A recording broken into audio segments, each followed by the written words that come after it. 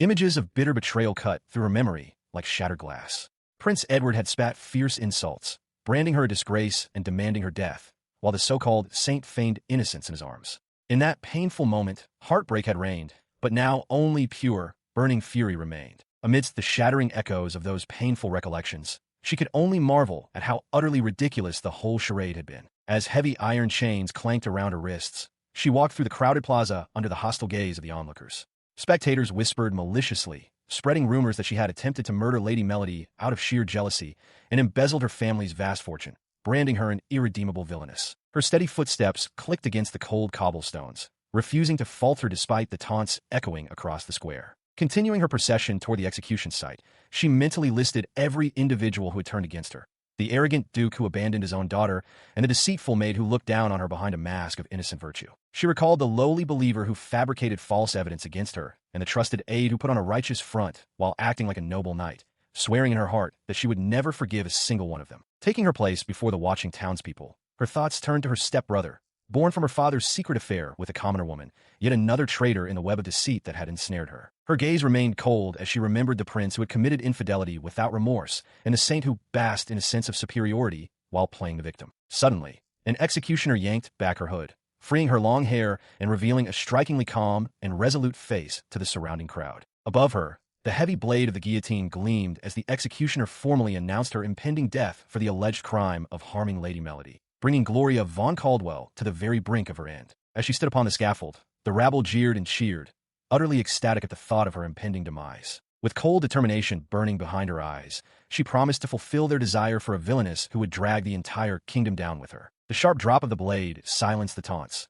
taking her life while her spirit swore vengeance beyond death. Sinking into a dark abyssal void, mysterious voices echoed through her mind as the agony of betrayal weighed heavy on her soul. Her eyes snapped open in sudden shock, finding herself lying in a grand, sunlit canopy bed rather than facing execution. Looking around the familiar, pristine chamber, she recognized it as her long-forgotten childhood bedroom. A worried attendant rushed to her bedside, expressing immense relief and asking if she was hurt after sleeping for a full day. Examining the woman's face, she noticed an unmistakable resemblance to the maid who had betrayed her, as well as a character from an otome game. She inquired about the woman's name and family, confirming that this maid was indeed Kyla, mother to her future traitor Kate. Requesting to be left alone, she pondered the impossibility of waking up in her past self after being executed, all while strange voices continued to reverberate in her head. She stared into the mirror in utter disbelief, realizing her physical form had reverted to that of a child, while a strange, intrusive voice echoed directly inside her mind. The unfamiliar entity explained that she was originally a modern college student from another world,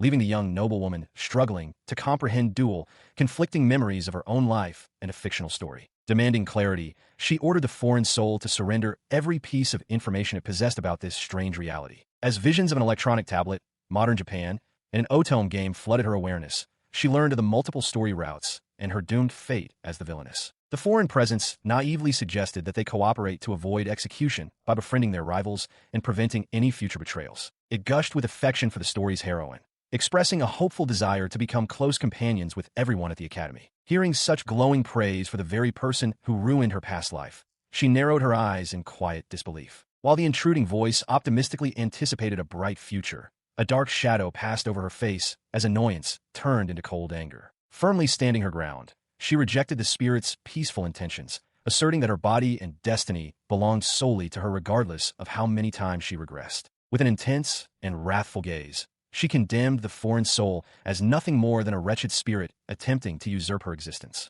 She stared into her reflection, admitting that while she had once loved the crown prince in her own way, she now understood the danger of placing her future in anyone else's hands. Her past attempts to build trust had backfired, ending in her condemnation and execution at the guillotine when she tried to intervene with the saint. The harrowing sight of the blade and the sheer humiliation of that moment were burned permanently into her memory. Executed on false charges, she vowed to live solely for revenge and survive on the very stage where she was once destroyed. Standing firm on that same stage was where her true purpose lay. Though she had once cared for her family and the royal house, experiencing death firsthand had altered her perspective entirely. Refusing to value anyone above herself, she resolved to crush anyone who dared stand in her path, including the foreign soul within her. Interrupting her intense reflection, Kyla entered to check on her, recalling how she had fallen from her horse shortly after her mother's passing. Tearfully thanking the maid, she admitted her overwhelming loneliness amidst the adults who failed to understand her pain. She then inquired about Kyla's young daughter, asking for the girl to become her personal maid so she might have a companion her own age. She clasped the young girl's hands in a show of warm affection, hiding the intense revulsion that welled up inside her. Though her face maintained a polite smile, her inner thoughts boiled with resentment, recognizing this child as Kate, the very person who had betrayed her in her past life. Recalling her recent conversation with Kyla, the young lady realized she was currently 10 years old. This was the exact time her father would pretend to console his grieving daughter by bringing his mistress and her son Alan to the mansion, intending to make the boy his official heir. An ethereal presence in her mind began to comment on the situation, calling it a scandal and expressing pity that the designated villainess was actually an innocent victim. The mysterious voice questioned how such corruption could be permitted, but sympathy only irritated her. Overwhelmed by the unwanted pity, she sharply cut off the intrusive entity, demanding that it stop talking because its words were deeply unpleasant to her. Returning to the privacy of her quarters, the young noblewoman sat at her writing desk, her quill scratching furiously across parchment as she began executing her grand plan. As she penned her secret message, the internal voice spoke up again to inquire about her addressee, suggesting she reconsider her quest for vengeance. She coldly reminded the entity of their agreement to only converse through the mirror, ignoring its plea to surrender her wrath. With a dark, quiet chuckle, the mastermind revealed that the letter was addressed directly to her uncle, Count Horatio von Caldwell, setting her first political trap in motion. Imagining the day her father would proudly introduce his mistress and illegitimate son to the household, she marked them as her immediate targets, determined to strike before they could establish power. With a chilling grin and resolute eyes, she swore an oath to personally craft a cruel destiny for every single person who had wronged. In the wake of her mother's passing, word had spread immediately to her uncle, who arrived furious at the news of her father taking a commoner mistress as his second wife. He slammed his hands onto the desk, scolding the Duke for dishonoring the ducal house, while her father shouted back in defense, refusing to ever see the woman again amidst their deep-seated feud. Their volatile relationship stemmed from custom and ambition. While tradition dictates that the eldest son inherits the family estate, whispers had long circulated suggesting the younger brother was far better suited to lead the house. To cement his precarious standing, her father had secured a royal marriage to a princess from a neighboring country. Yet that political union only bred bitterness. He grew to despise his foreign bride for possessing the very grace and authority he lacked, a resentment that inevitably extended to his daughter, who inherited her mother's unmistakable likeness. Knowing that this desperate urge to preserve his status drove her father's every action, the young noblewoman sat at her desk to compose a formal letter of gratitude to her uncle for his intervention. Reflecting upon her past mistakes, she took her place upon an ornate chair, realizing how foolish she had been to think a ruler must personally execute every punishment. True nobility lay in command, delegating tasks, and directing others to carry out her grander vision. Her contemplative quiet was interrupted when Kate, the daughter of her maid, Kura, rolled in a tea cart with an earnest smile to offer her mistress a brief respite. Expressing her thanks, the young lady accepted the steaming cup. Although she was overjoyed to be serving the capital's finest tea, her total lack of proper etiquette made it clear she had been appointed far earlier than normal. Yet behind Kate's cheerful innocence lay a deeper concern from those around them, wondering if revenge could truly be exacted upon a girl so genuinely devoted to her mistress. Looking upon her bright, unsuspecting smile, the young lady's gaze darkened with cold resolve. She could never forget how this seemingly innocent girl had ultimately betrayed her, fabricating charges and testifying alongside her father to protect his noble standing, all to curry favor with the saint who preaches equality. She casually invited her young maid to join her at the table, insisting that drinking tea alone was terribly dull, even while reminding herself that everything must happen in its proper time. Looking back on the faces of those who had wronged her, she recognized that each target required a tailored approach, and executing vengeance before fully grasping her current situation would be premature. Until the right moment arrived, she was content to tolerate the maid's lack of etiquette, keeping her close and completely submissive while savoring sweet cookies and realizing that the revered saint was much like lukewarm, colored sugar water. That woman had stood at the very apex of high society as a self-proclaimed champion of equality, winning over the masses by putting on dramatic displays of tears and shifting blame without uttering a single direct complaint. With a sugary, innocent facade, she had captured the hearts of noblemen far more influential than herself, rendering them entirely dependent on her will, a level of subtle manipulation that was truly remarkable. Knowing that social ruin was a far harsher punishment for proud aristocrats than physical death, she resolved to adapt the saint's methods for herself, understanding that even harmless lukewarm sugar water could prove lethal if administered with calculated precision. Returning her thoughts to the present, she inquired about a handkerchief intended as a donation for the church bazaar, confirming its destination with her companion. Admiring the deep color of the surrounding flowers, she cold-bloodedly reflected that servants were no different than blossoms, meant to be cast aside and replaced the moment they withered. She then turned the conversation to Kyra, noting the head maid's prolonged absence, which immediately caused young Kate to burst into tears. Sobbing, the girl revealed that her mother had fallen gravely ill with a severe fever, prompting Gloria to realize that this very crisis was the turning point that originally drove Kate to resent her and side with the saint. She remembered how Kate, desperate and without money, had begged for help to buy medicine for her sick mother, Kyra. Yet cold and detached at the time, she had dismissed the girl's pleas, deeming it impossible to save everyone who asked. It was this cruel rejection that drove Kate to meet Melody at the orphanage, just before Melody awakened as the saint. Following that encounter, Melody prayed fervently for the recovery of Kate's mother. Out of sheer sympathy and divine favor, her miraculous powers manifested, leading the church to immediately recognize her as a saint. Determined to rewrite this outcome, the young noblewoman acted swiftly, offering her deepest apologies to Kate for failing to notice her mother's illness sooner. She assured the tearful maid that a doctor would be dispatched immediately to care for Kyra, securing Kate's absolute devotion and positioning her as a vital asset for her revenge. Realizing that curing Kyra through normal medicine would prevent the saint from ever awakening, she pondered what targets the girl might pursue in a timeline where her divine miracle was rendered unnecessary. Under the guise of an experiment, she moved the servants into proper mansion rooms, lavishing Kate and the others with fine furniture, quality medicine, and elegant jewelry. By offering this gentle, calculated kindness, far superior to the master's usual standard, she effectively tamed the household staff, wielding subtle manipulation to bind their loyalty to her alone. When Kyra brought in a tray, looking noticeably healthier, yet still slightly weary, she expressed her profound gratitude to her young mistress for calling the doctor. Seeing the woman's improved condition, the noblewoman warmly checked on her well-being while informing her that the Duke was requesting her presence. Recalling her past life, she remembered how these very servants had thrown food leftovers and dirty bathwater at her, gleefully claiming it was justice to betray her in the name of equality. Watching them bow submissively now over mere sugar-water kindness, she sneered at their hypocrisy and how easily their high-minded ideals dissolved. At the time of her execution, the commoners had gathered around the gallows, burning with passion for the fairness and equality the saint preached as they celebrated her downfall. Having climbed her way up to become a saint despite her humble origins in an orphanage, Melody had deluded the common people into believing they could elevate their own social standing. Yet beneath her serene preaching, the truth was obvious.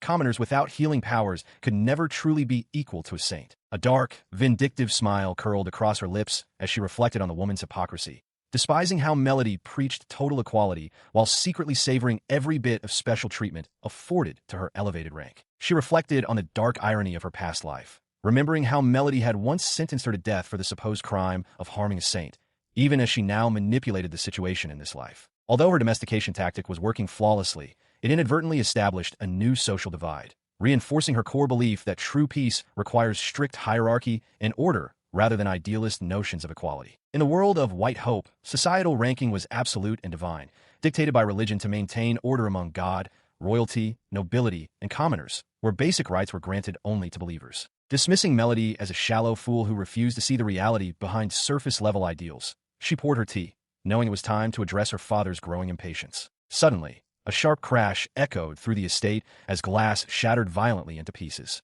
At his desk, Duke Caldwell slammed his hands down in fury, shouting in frustration over his daughter's unpredictable actions. Entering her father's solemn study, Gloria offered a polite greeting, stepping onto the polished wooden floor while the head of the Caldwell house sat sternly behind his heavy desk. Without missing a beat, her father issued an absolute command, ordering her to attend an upcoming gala and secure a betrothal with Crown Prince Edward. Remembering this exact turning point from her past life, she ventured to question his authority, pointing out that taking the royal engagement would leave the ducal family without a direct heir. Her hesitation only inflamed his temper, and he harshly snapped at her to stay in line. Because the royal court desperately sought a powerful noble alliance following the queen's passing, the Caldwell bloodline was deemed the ideal candidate. The Duke knew he could easily rely on his younger son to carry the family legacy, making her potential departure to the royal house a minor detail in his grand scheme. In a sudden outburst of fury, he slammed his fist onto the desk and crumpled the documents before him, roaring that as head of the house, his word was absolute. His rage boiled over at the mere thought of his own brother attempting to interfere in household affairs, sternly warning her never to let their uncle set foot on the property again. Watching his tirade unfold, she quietly deduced the truth behind his obsession with control. His position as the head of the house was the one advantage he held over his brother, making him desperate to install an heir who would remain completely submissive to his authority. She softly invoked the memory of her late mother, questioning whether his tyrannical behavior aligned with the noble duties she had once urged him to uphold. The gentle reminder only deepened his terrifying, dark aura, confirming to her just how despicable and volatile he truly was. Despite his hostility, she maintained a serene outer facade while refining her covert countermeasure. To achieve her ultimate retribution, she resolved to proceed with the royal engagement, intending to bypass her father's chosen successor entirely by championing her uncle's honorable second son, Bernard, as the rightful next head of the family. With cold calculation, she recognized that an upright, virtuous individual like Bernard would be far easier to influence from behind the scenes, effectively severing the lineage from her father's tyrannical grasp. A faint, confident smile played across her lips as she embraced the risk of her father's physical rage. She knew that forcing him to yield to his rival brother's child would destroy his pride, exposing his incompetence to the nobility and accelerating his ultimate social ruin. As the door clicked open, the head butler stood waiting to escort her, prompting her to turn away from her father and step out of the study with her quiet resolve intact. She stood calmly as the house steward approached her, bowing respectfully to indicate he had an urgent matter to discuss. Gazing around the severely cluttered room, she asked if the wreckage was her father's doing, to which the butler admitted he had repeatedly asked for permission to clean it. Listening as the servant explained that her father had thrown a rage-filled tantrum after his plan to give the room to Cindy was thwarted, she cold-heartedly dismissed his anger as meaningless before granting permission to tidy the space. Walking past the piano where her young half-sister was playing, her deliberate steps echoed across the polished floorboards. Her attention shifted to a grand, full-length mirror, remembering that in her past life, this precise piece of furniture had been discarded around this same time. Pausing before the glass, her expression remained motionless as her sharp eyes fixed on the reflection in deep contemplation. This prompted her to recall Cindy's past remarks regarding her amethyst eyes, how their deep Caldwell purple would flicker with exhaustion whenever she was forced to deal with their father. Recognizing now that eyes inexorably betray a person's inner emotions, she acknowledged that failing to grasp this truth in her previous life had ultimately cost her everything. Looking down at the innocent girl gazing up at her, she realized that the child's perspective might actually yield valuable insights for her future schemes. Rather than driving the girl away or destroying her, she resolved to keep her alive and close at hand for just a little longer. She stood quietly amidst the clutter, realizing something did not align with her previous memories. In her past life, Cindy had thrown away all of her late mother's keepsakes,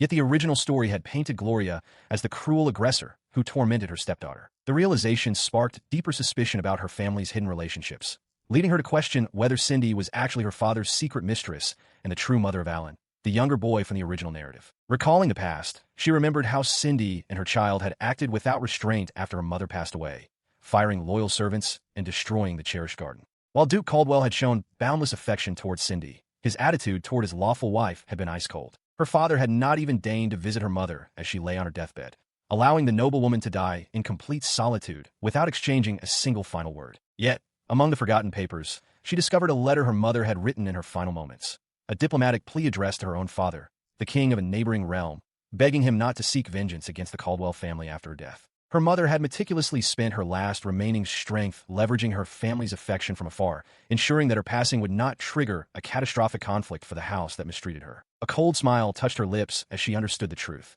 Her mother was no helpless victim, but an extraordinary strategist who manipulated the political board to the very end, making her the perfect figure to learn from. Her contemplation was interrupted when a servant arrived with the dressmaker's design portfolio, turning her focus to the upcoming royal selection party where Prince Edward would choose his future bride. She recalled that in the original timeline, Cindy, a remarkably talented seamstress, had taken advantage of a severe dressmaker shortage in the capital to design Melody's gown, earning widespread acclaim and securing her position. Looking down at Cindy with an ominous, knowing smile, she began setting her own plans into motion, offering a mysterious assignment that left the young girl trembling in uneasy anticipation. She casually made her inquiry under the guise of routine business, asking whether Cindy was currently present at the shop while intricate dress designs hung displayed nearby. Deep in quiet reflection, Gloria gazed thoughtfully at the single dark rose set before her, contemplating her next calculated strategic move. Sifting through reports at her desk, she carefully cross-referenced the intelligence gathered on Kyra and her young daughter, confirming that their present circumstances perfectly aligned with her recollections.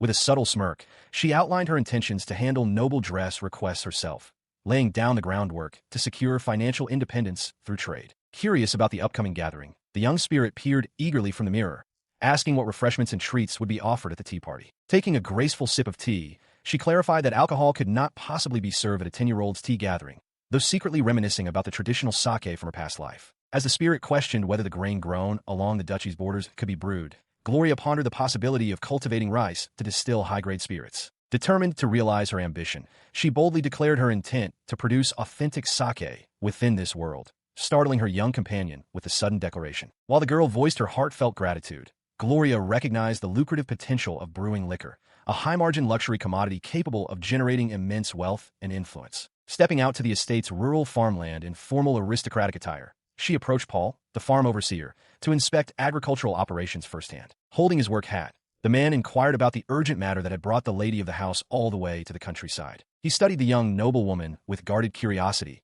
pondering whether her notorious reputation for cold arrogance made her despise commoners like him. He stroked his chin thoughtfully, questioning whether crafting a new spirit from livestock feed to substitute wine would draw the ire or suspicion of the church. His hesitation was met by her calm counterargument, as she pointed out how commoners rarely receive more than a single drop of wine during sacred last rites before death. She envisioned this affordable new drink being distributed directly under ecclesiastical oversight, ensuring ordinary citizens could partake in holy traditions without heavy expense. Listening to her grand vision, he noted that selling the beverage so cheaply would yield negligible profit for the ducal estate, making it an impractical financial endeavor. She countered immediately, clarifying that generating wealth was not the primary objective, but rather demonstrating that no land or citizens within her territory were worthless. She stepped closer, asserting that honest, hard-working individuals like him deserve divine favor, and that their faith ought to bring comfort into their everyday lives. Her intention was to offer a modest beverage around which everyday people could gather, remembering lost loved ones and finding solace in shared communion. Placing a hand reassuringly near his shoulder, she promised that if the drink drew people closer to faith, the church could not object, and that she would handle any opposition personally. Her loyal attendant looked on with deep admiration at such thorough political strategy, as the lady resolved to take her proposal directly to Count Halston next. She outlined her strategy for the upcoming tea party, targeting Cedric von Halston, the second son of Count Halston and a candidate for Prince Edward's inner circle, as the ideal conduit to pitch their new venture. The White Hope Church stood as the realm's sole religious authority, though it was deeply fractured by internal factional infighting.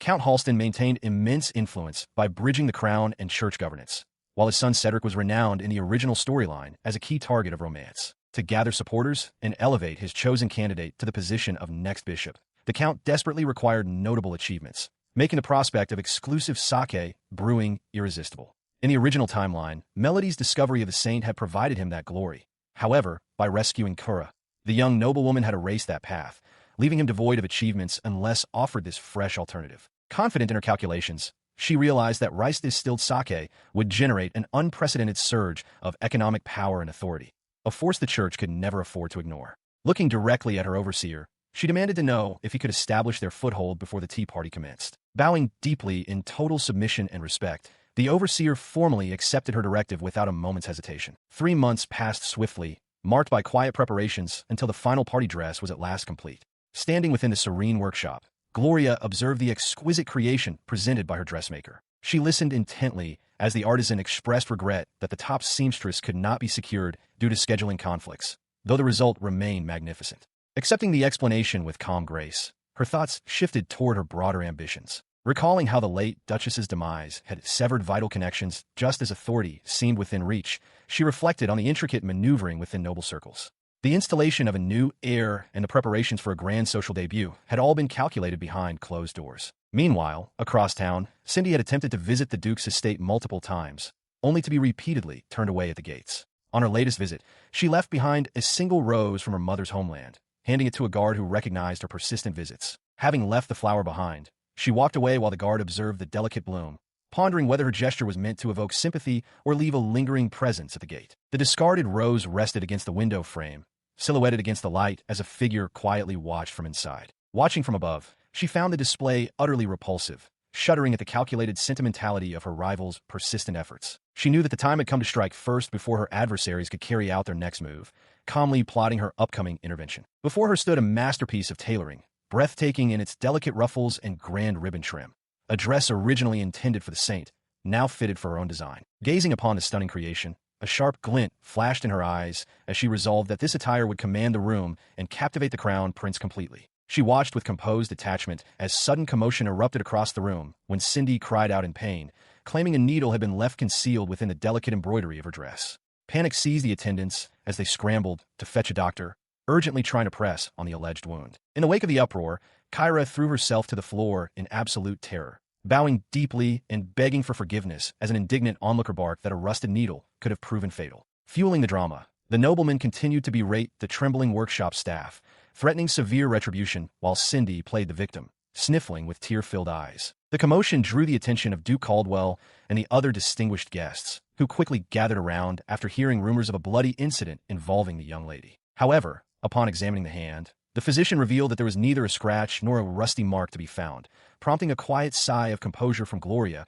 as the deception unraveled. Despite the lack of an injury, the surrounding nobles continued to whisper harshly, insisting that commoners who endanger noble blood must face punishment, noting that guards had already been dispatched. As whispers circulated that the seamstresses and the workshop owner were facing total ruin for their negligence, a sharp, calculating resolve flickered in the heiress's gaze. Stepping forward to break the tension, she addressed the terrified tailors directly, reassuring them that she recognized their extraordinary skill and praised the magnificent quality of their work. She expressed her desire for them to remain her personal artisans, acknowledging the gravity of the incident while promising to personally vouch for their innocence regarding the embroidery. Turning around with a sharp, triumphant smirk, she posed a decisive question to the room, demanding to know exactly who was responsible for stitching the specific section where the needle was planted. Gloria contemplated the chaotic aftermath of Cindy's sudden dismissal from the dressmaker's shop. While onlookers offered empty sympathy and suggested forgiveness for a mere commoner, she understood the harsh reality. Leaving a young girl without livelihood after a scandal was a sentence worse than simple punishment. Closing her eyes, she reflected on how powerless a maid became once master's trust was broken. Kyra had voiced her quiet despair, knowing that without employment, survival in the capital was nearly impossible for commoners stripped of their reputation. The emotional weight of these consequences pressed heavily upon her, forcing her into quiet solitude. She knew an ex-convict or anyone tied to criminal disgrace held virtually zero chance of securing work with another noble artisan, leaving her burdened by an uncomfortable pang of responsibility. On the metaphorical scales in her mind, the heavy burden of material damage sat on one side, balanced precariously against the crushing weight of lingering guilt on the other, testing which truth would ultimately guide her actions. Resting her chin on her hand, a faint, calculating smile touched her lips as she noted that news of the incident had not yet reached her father's ear. Though known for her strict demeanor toward commoners, she openly recognized the extraordinary seamstress talent Kyra and her daughter possessed. Under the serene stillness of the night, she sought out her father to propose taking full charge of the mother and daughter under her own authority, offering strict supervision disguised as pragmatic benevolence. As she paused to recall the vivid nightmares of her past life, memories resurfaced of how she herself had once been stripped of her title as future duchess and executed in disgrace, reinforcing her belief that passive weakness only invited tragedy. Deep in thought, she rejected the notion of blind forgiveness,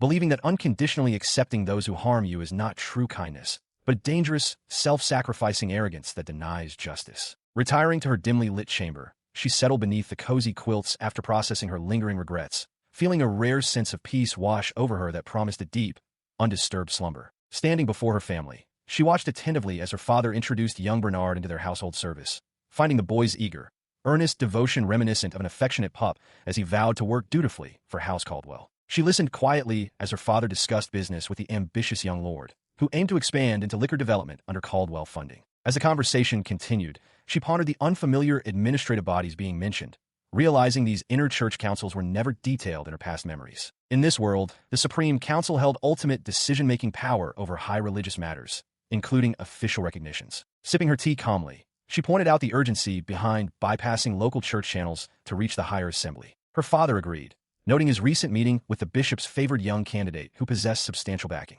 Considering their counterpart's reputation, she recognized his tendency to manipulate events discreetly from behind the scenes. Her father remarked that keeping a tight rein on such an individual would demand undeniable, high-level achievements. She promptly offered concrete examples, suggesting either the discovery of a saint or establishing a massive commercial venture. A subtle smile spread across his face at the prospect of guiding such momentous prestige. Fixing his sharp gaze upon her, her father asked if she intended to be the guiding force herself, to which she answered with unwavering confidence. As she laid out her vision, she reflected on the esteemed title of Guiding Hand, an honor bestowed upon laypeople outside the church for monumental achievements in spreading the faith. Though once granted to noble knights who reclaimed sacred lands from barbarians, no individual had received this rare accolade in over a century. Unlike a saint whose influence stems from divine healing, a guiding hand earns political power purely through merit, wielding authority formidable enough to silence even a royal family. Should a high-born noblewoman like her secure this title, her influence would far outshine any commoner-born saint,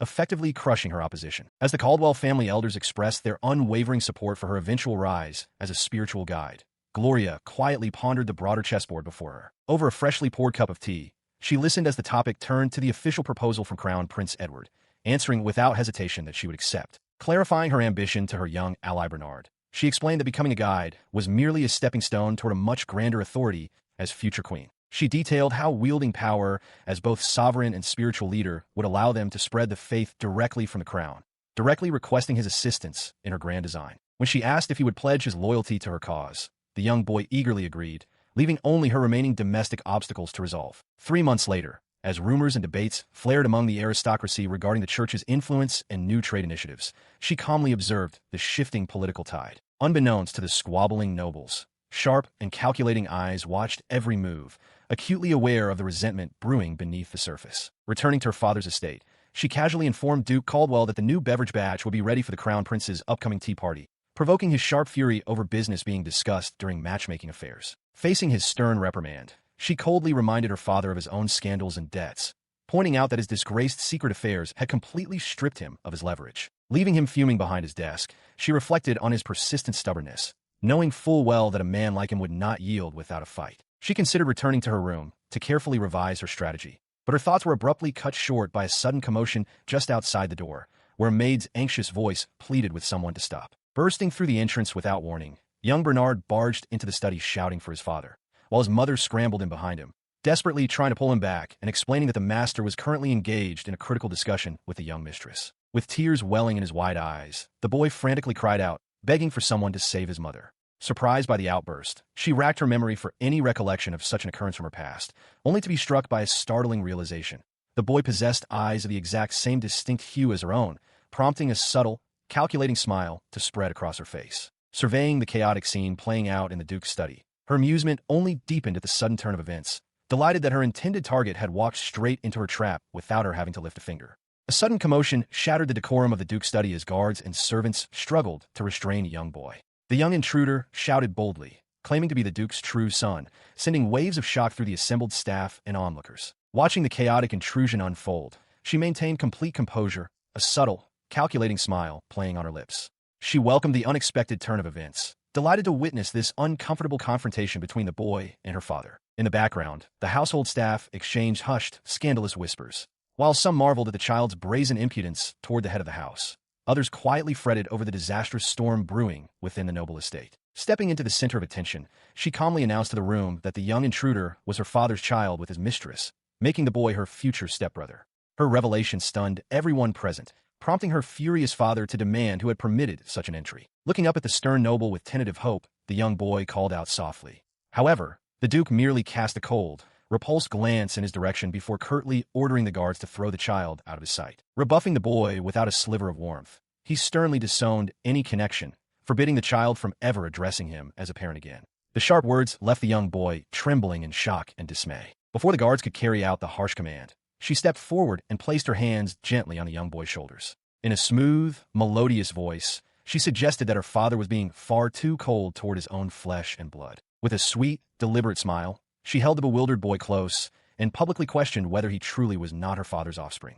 Her sharp gaze locked onto the Duke, silently daring him to deny the child in front of every witness in the room. Continuing her persuasive assault, she reminded him that this was the very son he had once contemplated naming as his heir, a child who had traveled so far just to meet him. She asserted that the bare minimum he owed the boy was a proper hearing. Standing firmly beside the vulnerable child, she calculated her strategic position. Regardless of her father's outrage, she had successfully backed him into a corner, forcing him to face his past and cementing her control over the household's unfolding drama. Her mind flashed back to the grim memories of her past life, where Prince Edward and Melody had stood side by side on the platform, watching coldly as she was brought to the execution block. She knew all too well that the prince was far from innocent.